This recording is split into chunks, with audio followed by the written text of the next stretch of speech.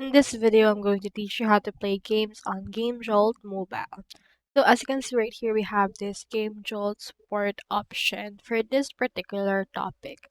So it comes with playing games on Android or iPad. They do not own a Windows computer, so they want to try it to play on mobile. So as you can see right here, this answer from this person has said that the app was specifically developed not to support that. This because the Game Jolt is only supported on Windows. So what you can do instead is you can head over and then try to just play it into your computer. So there is no web emulator for phone, but there are Android emulators for a PC. So it works one way but not both ways. So do take that in mind. So that's all there is today, and I hope this video actually helped you out with everything you need. Thanks so much for watching.